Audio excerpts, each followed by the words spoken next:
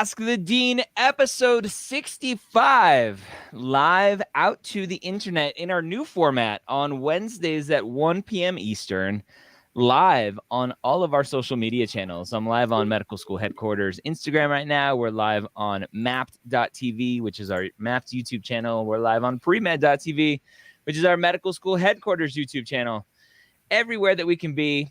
We made a change because we wanted to answer more questions, more of your questions. And we thought that going out live to everyone would get more involvement, more questions to help everyone around. This used to be for Mapped members only, but we thought it was going to be better for them as well by going broader and saying hello to more students. So hello, Alicia from Oklahoma, Joan from Michigan. What's going on?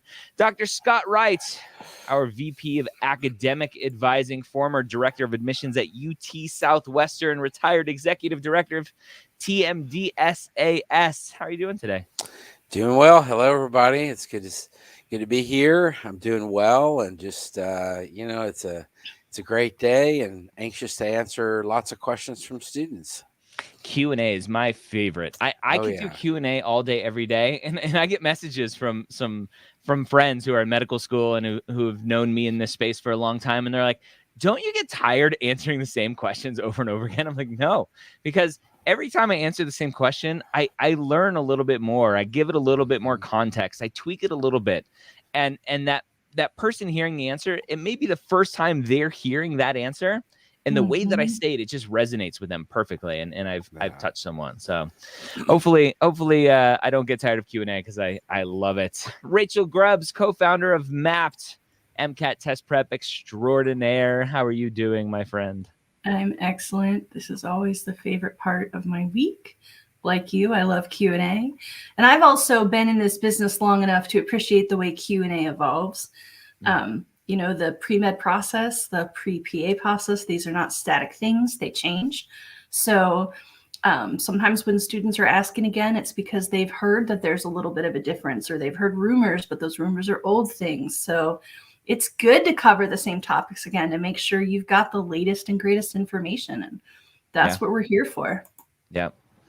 The only thing that is constant is change. And so it's good to get those same questions over and over again, especially the application cycle, to get the new updated information. It's something we try to pride ourselves in. Dr. Wright, you were doing Inside Med admissions for a few sessions. We'll ramp that up here when the next application comes around, but getting updated information on potentially how COVID's going to affect the application cycle.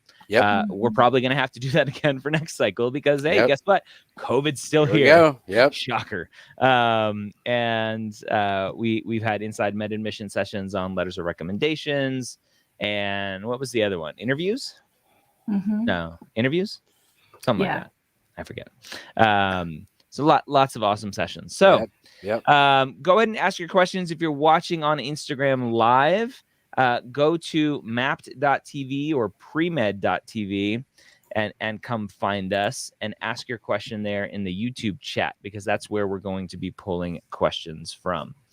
So that's our job here. Before we get to questions, though, Dr. Wright, the time that we're in right now, it's late August. And I know there are still people out there who haven't submitted their primary application. They're either waiting for their MCAT score or they're just late to the game in general. For the student out there who's delaying clicking that submit button because they've heard, I've heard that applying early is better. It's late August. Is it worth applying now? Well, I think it's a good question, and I think the answer is complicated. I certainly think that the only certainty in the admissions process for medical schools, if you don't apply, you're not going to get in.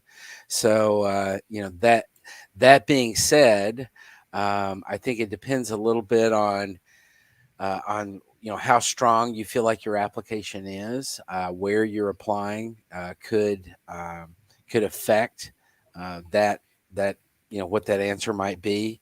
But if you're applying this late in the cycle. Now DO school's a little bit different because their cycle runs a little bit longer into the spring, and they reserve some stuff into the spring to do some things. So I think for the DO schools, I think it's not too late, and I would certainly recommend students that are considering DO schools that they could go ahead and do that. MD schools, I think it depends a little bit on where they're applying and how strong their application is. So, I would say it is getting later. AMCAS is going to take a while to, they're probably running 4 to 6 weeks right now. So, if you apply, let's say 1st of September, med schools aren't going to start getting those until mid-October. So that's pretty late in the cycle. So it's getting there. Yeah. Really, at the end of the day, obviously, it's the student's decision: apply, not apply. Yep. And I always lean to it's time and money first and foremost. And really, after that, it's the headache of new letters of recommendations and new essays and showing growth from a rejection to a reapplication and needing to show that growth. And it can't just be, well, I applied earlier, that's how I grew. Right? Medical schools are like, I want to see a little bit more. Yes, exactly. That's right. Right. Yep. All right. All right. Let's take some questions from the audience. Yeah. So I was offered a COVID screener volunteer position. I would be taking the temperature of patients and guests, asking screening questions, and explaining hospital rules. Is this clinical experience? This has been coming up a lot. Obviously, with COVID, we have this whole new job of being a COVID screener, especially at hospitals, where you get a temperature check and have you or your family member been exposed to someone with COVID? Have you been diagnosed with COVID? Do you have any fevers, chills, runny nose, etc.? Right, all of that normal stuff. Right. It's interesting. This question came up today because yesterday in the Facebook group, a student asked this question. And someone commented that said, I asked my advisor the same question, and they said, no, it's not clinical. And I said, sounds clinical to me. Yeah, I agree. Sounds clinical to me. You're dealing with patients straight on one-on-one, and it may not be the most extensive clinical experience and the funnest thing because you're asking the same questions over and over and over and over again. But yeah, I would categorize it as clinical. Yeah. I would. Right. Is it clinical? Survey says yes. I still want to get that domain. I mean, me too. Available. Is it clinical.com? And then we'll make a game show out of it. Yeah.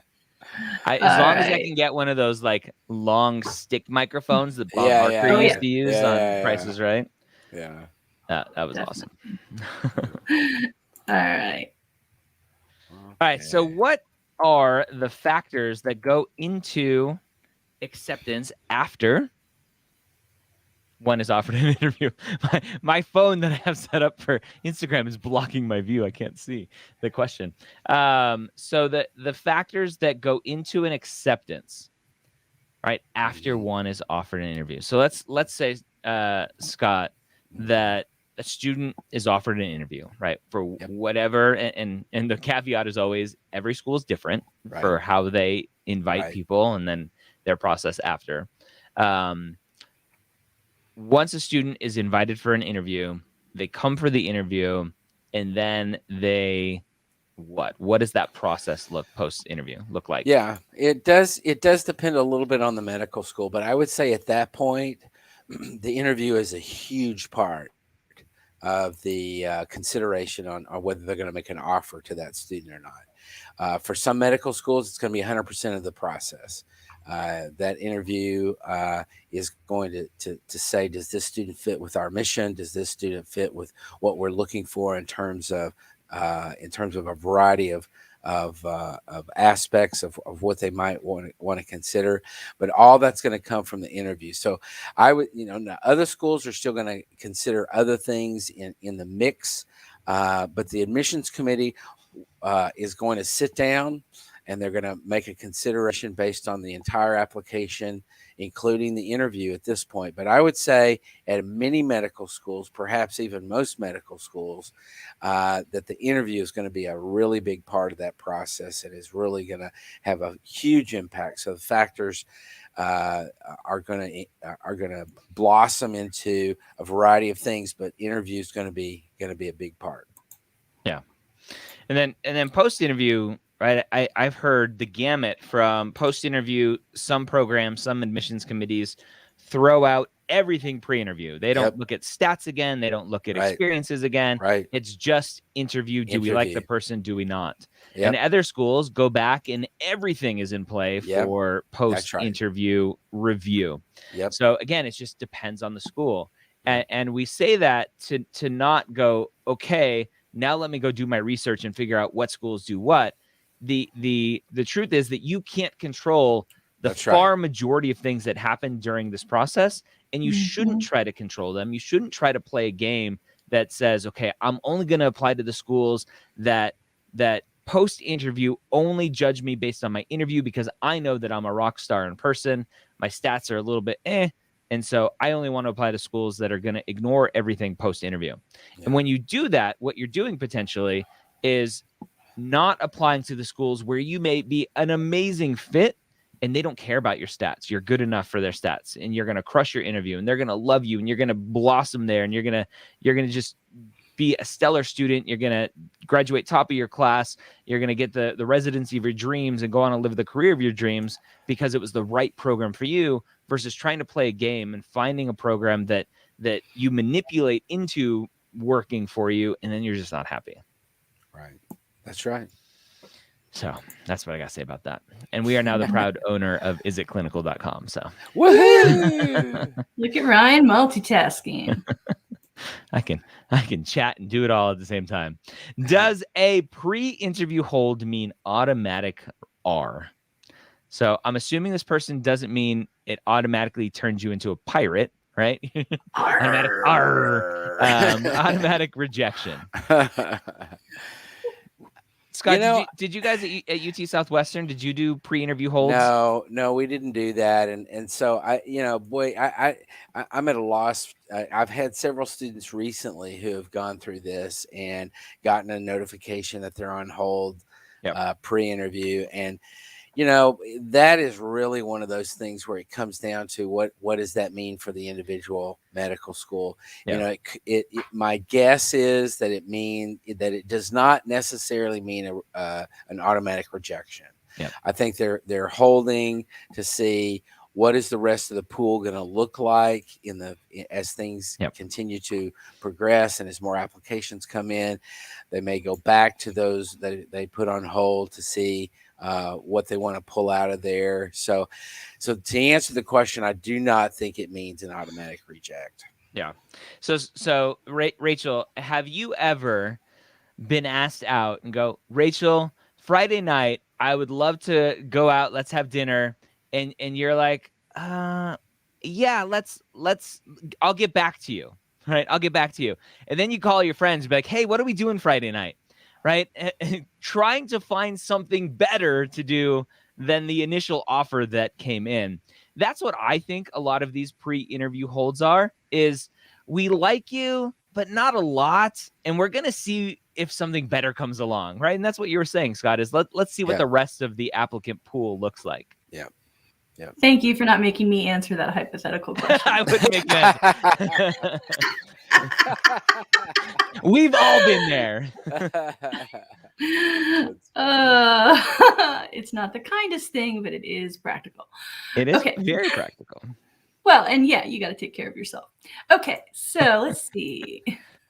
Our research and other science courses like astronomy and geology impact our science GPA. Would you recommend it for a boost in GPA? So here's something you do. There's this awesome website. Take out a pen, write it down. GOOGLE. All right, go to Google, type in AMCAS course classification guide. Go to a COMIS course classification guide. Each application service classifies science GPA differently. So what may count as science on AMCAS may not count as science on a COMIS. And just those words, right? MD application for the far majority of MD schools, DO application for the far majority of DO schools. Texas is separate. We'll ignore them because whatever. What?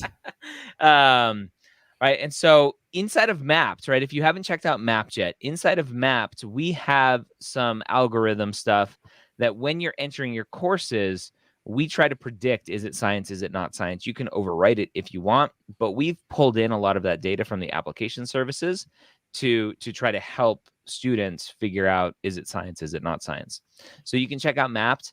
Astronomy, geology, off the top of my head, I don't remember if they're science or not science. It just, again, depends on the application service. Right. That's right. Yeah. The other thing you'll notice if you're a Mapped member is rather than having to Google and hunt all down the AMCAS website, you can also just go to Mapped resources, and we've got the classification guides right there for you. We've already done the Google work. So for Mapped members, you get a shortcut. All right. How would admission see a cumulative GPA of 3.5, science GPA of 3.11, rising trend throughout freshman year to junior year, but with a slight dip first semester senior year due to genetics with a C-? Ouch.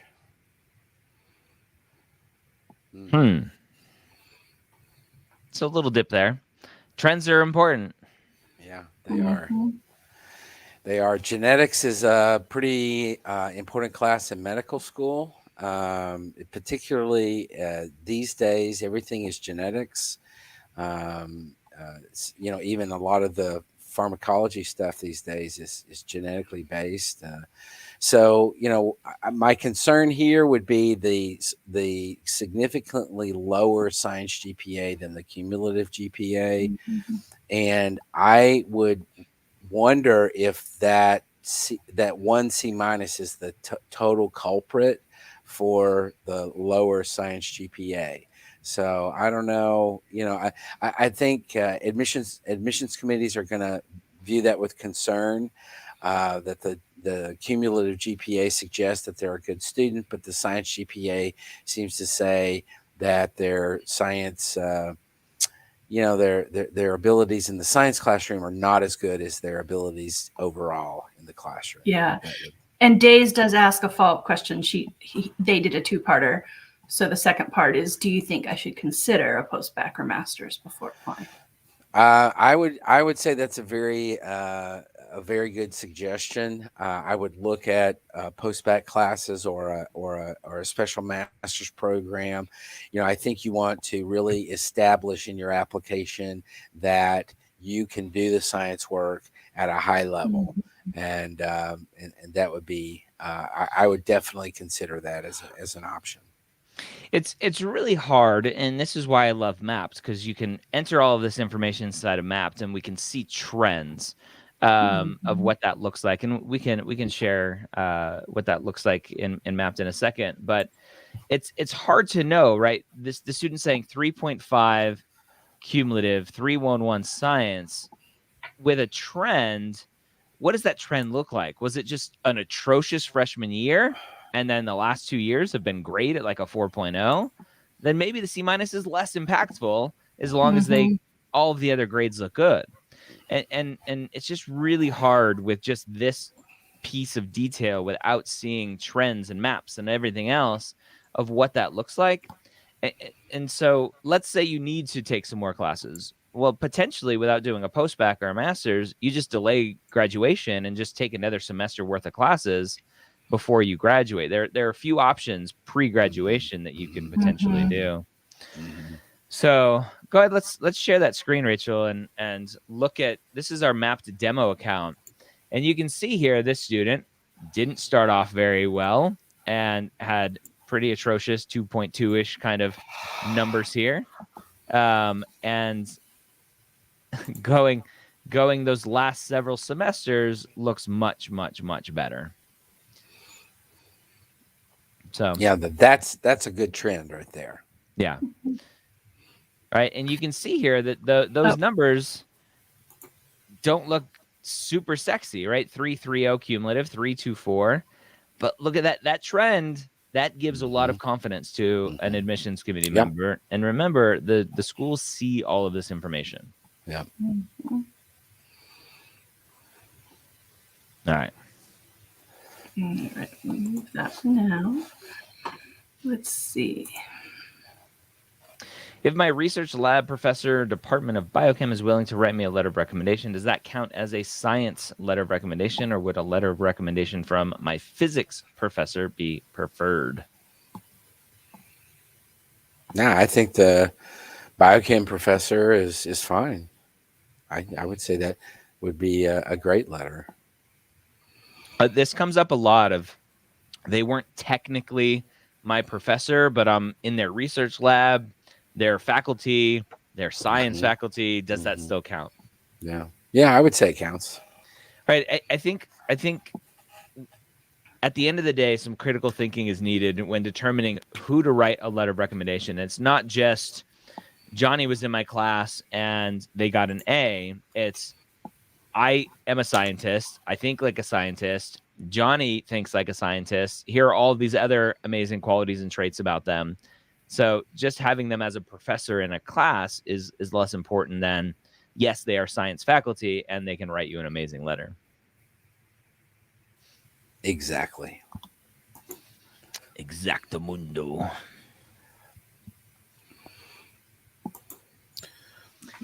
How do med schools view multiple research publications? Do they think of you more of a PhD or MD applicant? It's from Mantos. I don't think it. I don't think they think about it in that way at all. I think they view you. You're an MD applicant, or potentially an MD PhD applicant. They're going to look at research publications as a part of your application, and potentially a good part of your application if if it really indicates that you've done well in the research labs and stuff. But it's not going to make them wonder, well, I wonder why he's not doing a PhD instead of an MD. I don't think it works that way. Yeah. There may be some potential issues that come up if you have 3,000 hours of research experience and no clinical experience. Correct. Like, what's going on here? Yeah, that's correct. Yeah. That's correct. Yeah. That might send a signal that you want a PhD. Yeah. Like, do you not like patients? We want you to like patients. Yeah. All right. Here's one that is a real bummer. I was just reading that one. I'm gonna put it up there because we gotta talk about it. I was hoping. I shadowed a chauvinistic surgeon and he advised, I added that in myself. He advised that I should choose a specialty other than surgery because I'm a female and may want children. I felt discouraged after this conversation and would like your input. Yeah. So my first response is the audacity. Yes. Right. Like how dare he? Right. Yeah. Do male surgeons not also sometimes want children? Like, think about all the banked in assumptions he's making with that statement. Yeah, I'm sorry you felt discouraged, and that is BS. Yes, absolutely. Yep. I agree with that completely. Yep. There are plenty of people out on social media who are amazing women, amazing mothers, amazing surgeons out there practicing, doing it all. And is it easy? No, it's not easy for anyone. But it's doable. And if that's what you want to do it. Yeah. Yeah. And I will say, although I don't know that I've heard of someone getting bad advice like this who was a male, I have heard from other pre-meds who say, I'm feeling really torn because my partner and I want to start a family. And sometimes it's someone who isn't going to be the one being pregnant, right? Yeah. So balancing kids and med school, balancing kids in the earlier years of your physician career is going to be a challenge. But yeah, we've got a lot of friends on Instagram who are doing it and documenting it, but as a way of trying to share some hope. So I would definitely go seek some of them out. Absolutely. Blah. Yeah. Wah wah. All right. How would admissions see a cumulative GPA of 398? Amazing. But a low MCAT of 500 with plenty of leadership, clinical, and volunteer experiences. We get this one a lot. People just can't figure out the MCAT, but are stellar students in the classroom. How would you deal with these types of students, Scott, at UT Southwestern back in the day? Yeah, this is a tough one, and this is the value of sometimes where TMD SAS asks for SAT or ACT score, and we would look at that to say, is this a student who just typically has difficulty with standardized tests? We know that not everybody is great at standardized tests for whatever reason, but whether it's anxiety or whatever. And what this student clearly shows is that he can do it in the classroom at a very high level. And so this is a difficult profile for admissions committees to look at, but I would say they're going to try to understand better about why this MCAT score is the way it is, and understand what that means about the applicant. You don't escape standardized tests once you're finished with the MCAT, so there are others to come. I don't know that the MCAT really predicts very well the performance on USMLE, for example, or on other types of board certification exams. But, I do think that this is a difficult scenario for an admissions committee, but I would say, Ali, I would really encourage you to move forward. If this is your first MCAT attempt, I would say, go for it again and really work on the prep stuff. I mean, Rachel, you can kind of address this in terms of what your experience has been with somebody like this from the MCAT sort of side of things. But I would say, man, Ali, keep going, and don't let that discourage you. Push forward. Yeah, 100%. So one of the reasons the MCAT is so challenging is that it tests study skills that we are not taught in college, right? So one of the analogies I like to use, if you think about like water sports, is that taking a college course is a lot like scuba diving. You don't go very far, but you go very deep, right? Where the MCAT is more like water skiing, right? Like you're covering so much space, but it's very shallow. So, a lot of pre-meds are very, very good at learning out of books and very, very good at learning and remembering information. And the MCAT does expect that, but it expects it on a much longer term scale, right? So, if you are taking 3 or 4 really hard courses and you're doing well a semester and then you cram the couple weeks before the test, you're golden. But with the MCAT, there's so many topics, you can't cram like that, right? You've got to figure out how to commit it to your long-term memory and then get very good at recalling it to your working memory.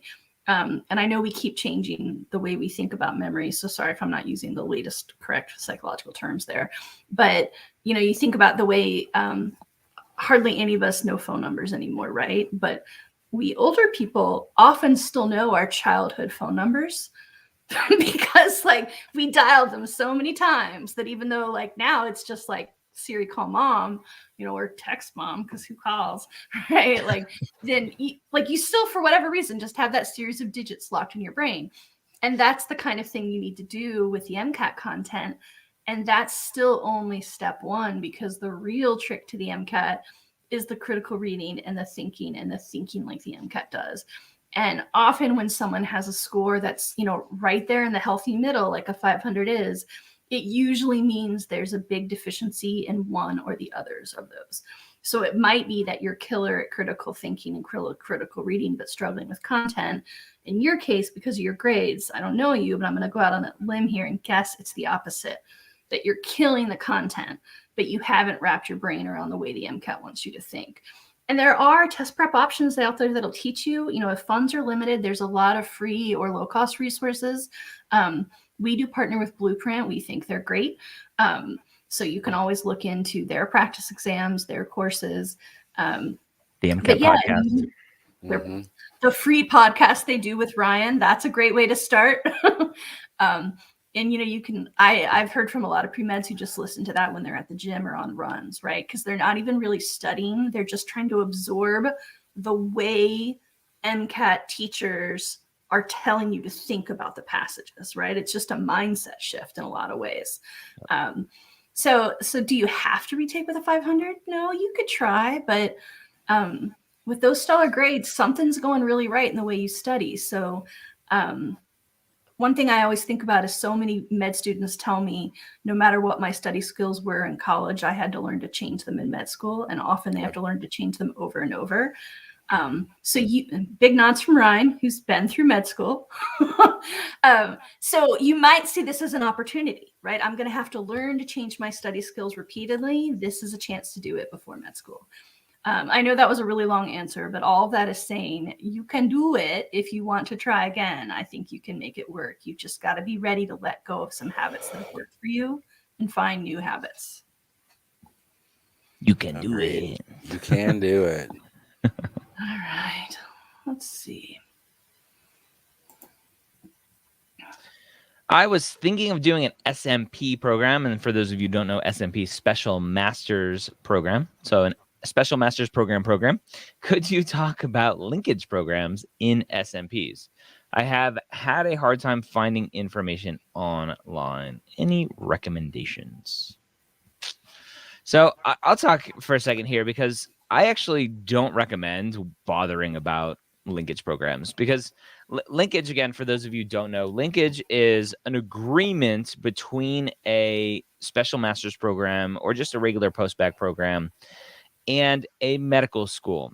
And that agreement will say something like, hey, for our students, if they graduate our program with a 3.7 GPA and they get a 5.10 on the MCAT, they are guaranteed an interview at your medical school. Or potentially, they're guaranteed a seat at your medical school. So there are linkage programs that many programs have set up with different medical schools around the country. And the reason I don't put much weight behind them is, number one, it's kind of forcing you into this stressful situation already that you are putting all of your eggs in one basket, going, okay, they have a linkage program with my dream medical school, and I have to get this GPA and this MCAT score. And it just puts so much pressure on you when you already have enough pressure on you to do well in the program, because typically, for most students, you wouldn't be doing the program if you didn't need to, meaning you struggled in undergrad and now you need to prove your academic capability. Now, obviously, there are students who do an SMP or a post-bac because they didn't take science courses in undergrad and they're changing careers or whatever. But a lot of students have this pressure already. And it's forcing you into one school with this one linkage program when ideally, if you just go and relax and do the best you can, you may set yourself up for success at a lot of different schools, and it gives you lots of options versus just forcing you into this one linkage program kind of mentally.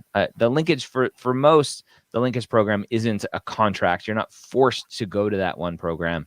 It's just this kind of automatic potential interview or potential acceptance if you do well. So that's my thought. Scott, what do you think about that?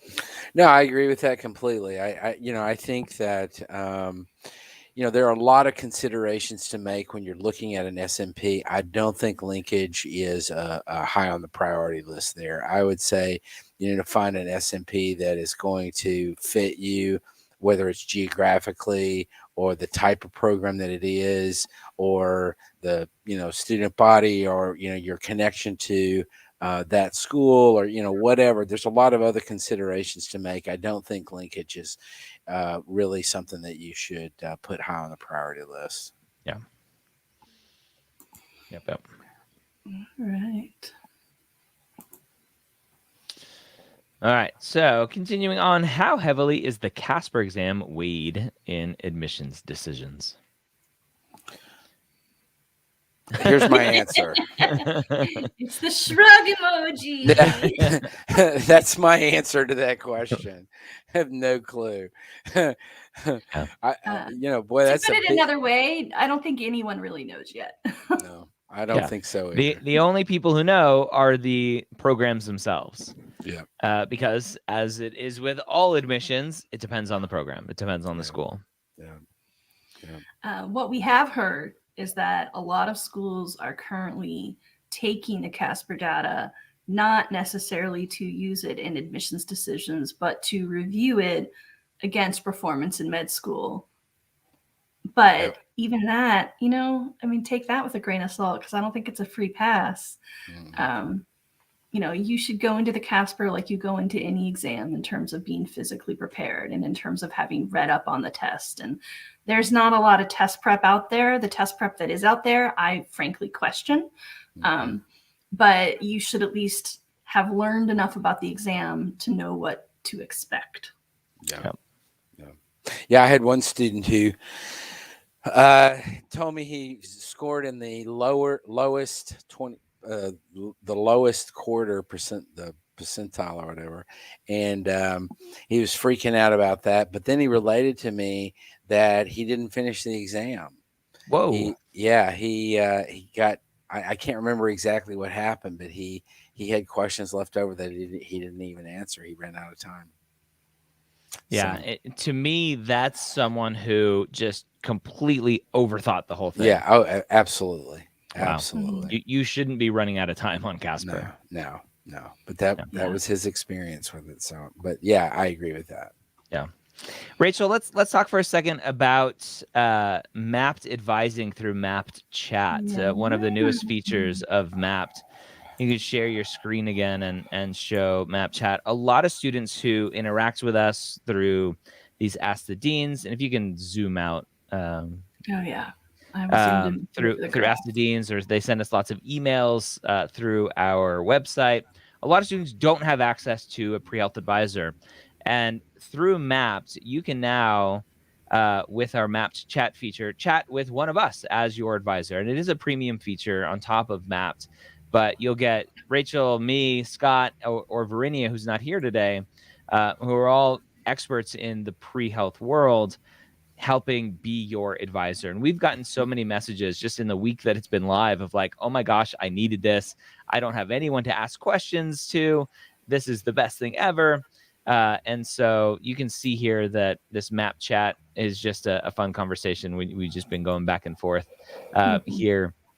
But right inside of Mapped, in your account, you can chat with us. It's not live, it's not synchronous, but you give us a message. We'll typically get back to you within the day and really help you on your journey. And the great thing about this is because of Mapped and all of the data that you put into Mapped, your courses, your activities, your MCAT scores, or if you're a pre-PA student, your GRE scores or your PA CAT scores, we have access to go look at that data. When you ask us questions, we have read-only access to look at it and go, okay, here's what I see. Here's the information I want to give to you. So if you have been struggling in your journey without an advisor, then potentially look at Mapped and look at Mapped advising through Mapped chat, which is a lot more affordable than just a 45-minute one-on-one session with us. So give a little plug there. Yep. All right. Más preguntas. Más preguntas. More questions, please. Most of my clinical experiences will be from my 4th year, which I had planned to start in my 2nd year. COVID put a lot of my plans on hold. Will just 1 year of clinical experience be enough to apply? So here's my thought on this question. It's nothing to this specific student, but we get this question from lots of students that seem to think that COVID only affected them. Right. It's like all of my clinical experiences were gone and I'm the only one affected. And what am I going to do? Because I'm going to be disadvantaged in my application now. Well, sorry, buddy. Hate to break it to you. Everyone has been affected, right? Yeah. And obviously there are pockets of people who are lucky enough to have jobs, and a lot of jobs were held stable in clinical environments for people to continue to get clinical experiences. But the whole world was affected by this. Yep. The whole medical community was doubly affected by this because the hospitals shut out everyone, right? If your partner was giving birth, sorry, they're going in alone. You can't go in. Let alone shadows and scribes. A lot of scribes lost their jobs because the hospitals are like, the less people, the better. So the answer is yes, it is what it is, because that's all you could do because of COVID. Yeah. So don't worry about it. That's exactly right. And go back and listen to Inside Med Admissions, Dr. Wright, that you did with the admissions committee members at 3 different schools, talking about how COVID was affecting admissions. And this was one of the stipulations of, we're going to see students with less experiences, and we're going to have to figure out how to evaluate that. That's exactly so that's right. InsideMedAdmissions.com. It's also right here on our YouTube channel where you're already watching. So you can check out that session that Scott did with some deans of med schools, some directors of admissions. Yeah, and the thing I'll add about JY's question is, now I've lost it, so I can't put it back up. But they said, will a year be enough? So they still got some. Thank you, Ryan. I've definitely heard from some people who have said, well, I couldn't find any volunteer experience, so I just don't have any clinical experience. And while, yes, some people were laid off, there are also a lot of jobs that need filled in healthcare right now. So if you're thinking to yourself, well, I can't do clinical because I can't volunteer, that's where paid clinical comes in, right? Clinical does not have to be volunteer. Volunteer positions are still pretty limited because of COVID, but you need to get some clinical experience for lots and lots of reasons, not just for your application, right? It's how you confirm your desire of being a physician. It's how you get real patient experience, and getting none is not an option. Yep, that's right. All right.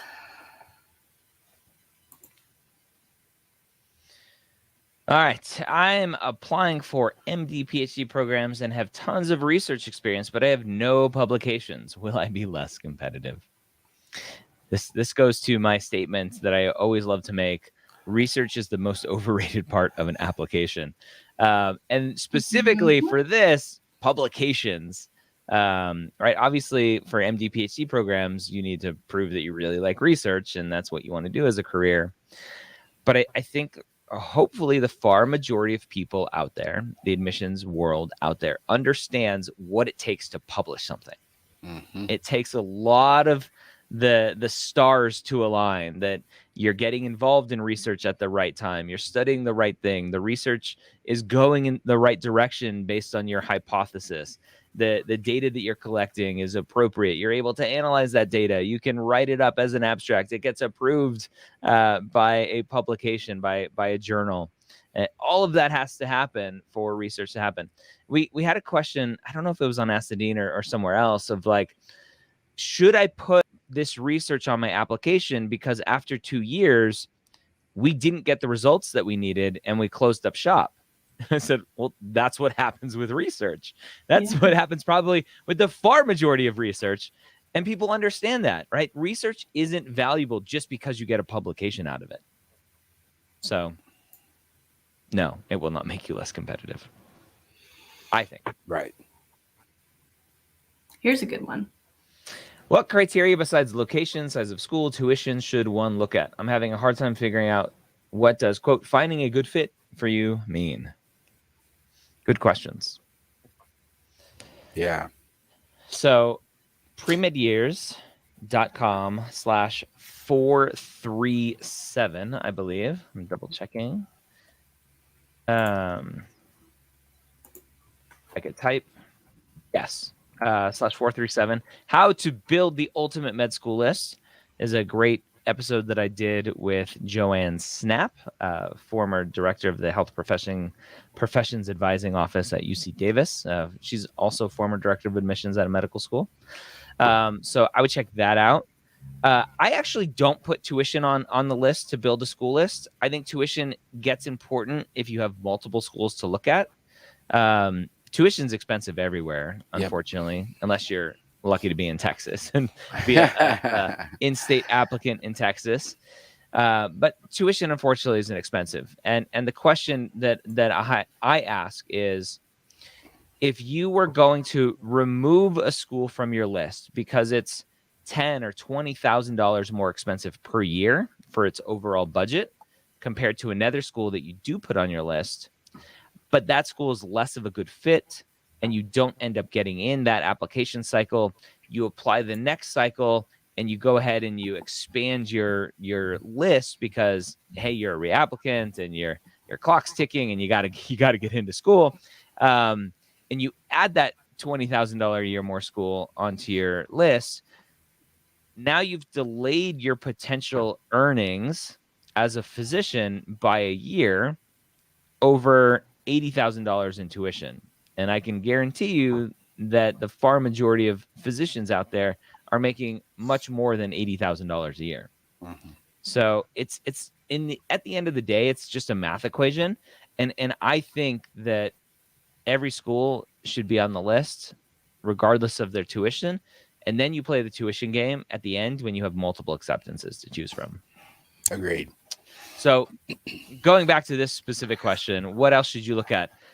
Location, size of school are two that the student talked about. Curriculum, I think, is really important, something I didn't know a lot about when I applied to medical school.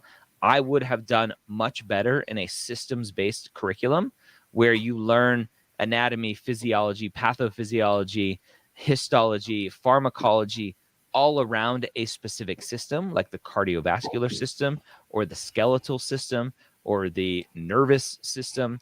You learn all of the information around that specific system versus what I did, which is a traditional curriculum of you learn anatomy and physiology, all of it. You learn pharmacology, all of it. You learn, and it's all separate, and you have to just learn it all. And for me, the way my brain works, I was less able to relate all of the information together because it wasn't a systems-based curriculum. And so a lot of schools have problem-based learning as their kind of main way of teaching students. Do you like that environment or are you not going to like that environment? So curriculum, I think, is a really good thing to look at.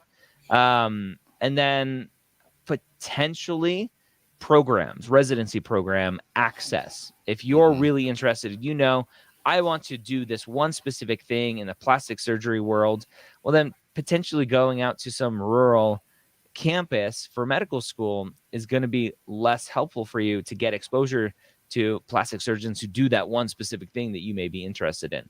And that exposure is important when it comes to applying to those residencies because you need letters of recommendations from those specific people in those fields. So that's another thing potentially to think about. Yep. All right. That's good stuff there. That was a good question from Nadia. Thank you. All right.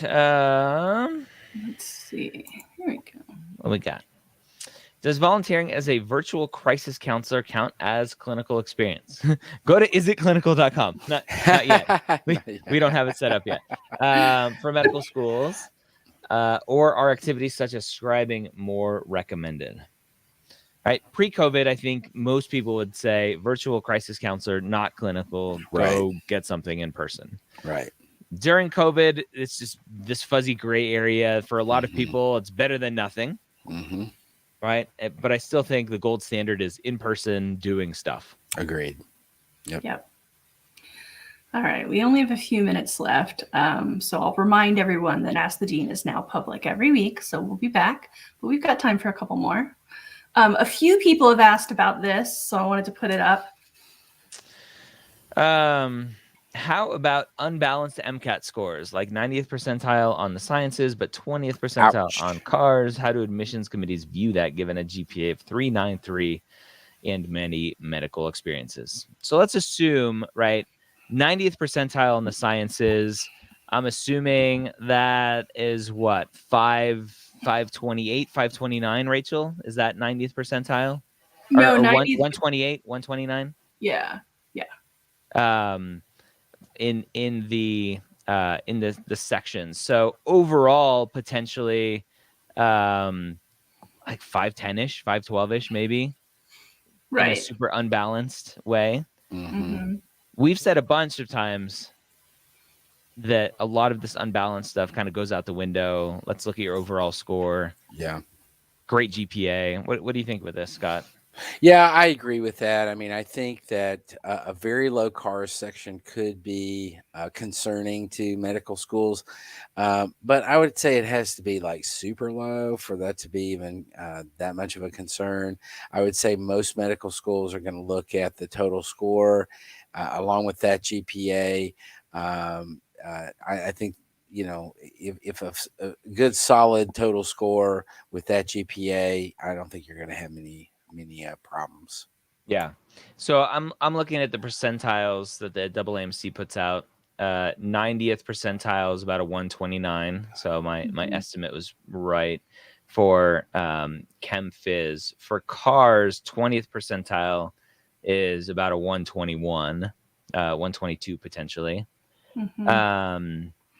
So yeah, so it depends. Rachel, when you see students like this who come in who are just crushing the sciences but are being crushed by CARS, that to me is a red flag, because the whole MCAT is reading comprehension and critical thinking. Correct. And how can they do it in 3 of the 4 sections? Something tells me there's a mental block for that 4th section. Correct.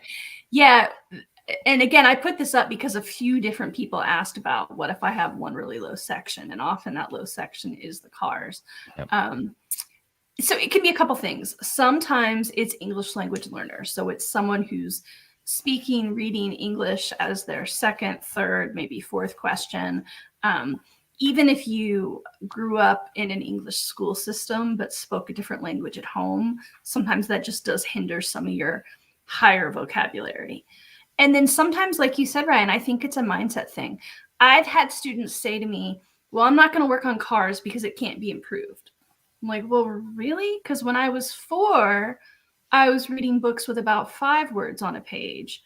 And by the time I was 7, I was reading full-on chapter books. So I think I got better in those 3 years. Right? Yeah.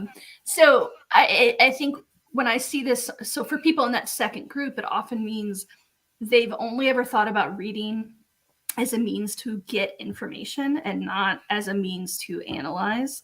So, and again, and this isn't about this question asker, pre-meds in general are rewarded by improving their science and math skills, and often in the college experience don't get to spend a lot of time with critical reading, critical thinking, critical writing. And the MCAT is testing that in all sections. So I think this person's got some innate talent in that area because they're doing it in sciences, but they've got this idea. I mean, again, I don't know, I'm guessing, but yeah, something's going on in CARS that you think you can't, when actually you are using those same skills. Now, a lot of the science reading is science inquiry, which is a little different than just kind of abstract inquiry, but still similar part of your brain. Yeah. What I see happen a lot, and my father-in-law is a neuropsychologist, so I've learned this from him, that our brain has this working memory, kind of like RAM in a computer. Yeah. And when that working memory is full, when your RAM in your computer is full, your computer slows to a crawl, right? And then you got to restart it, and it clears that RAM. And what I find with students like this, potentially, right, and this is just a hypothesis, is when students crush the other 3 sections, but they struggle on CARS, a lot of times, as you mentioned, they're English as a second language students, and they have this negative self-talk that I'm a slow reader, I'm a bad reader, I don't understand English, I don't do this. And that negative self-talk fills that working memory in your brain, and you're not able to process what you need to process for the CARS section. And for some reason, because you're really confident with that super high GPA, you're really confident in the content of the other sections, that negative self-talk doesn't come into play. Yep. That's interesting. Someone asked, and I've just lost it again. So if they want to improve their reading skills, what great books do we recommend?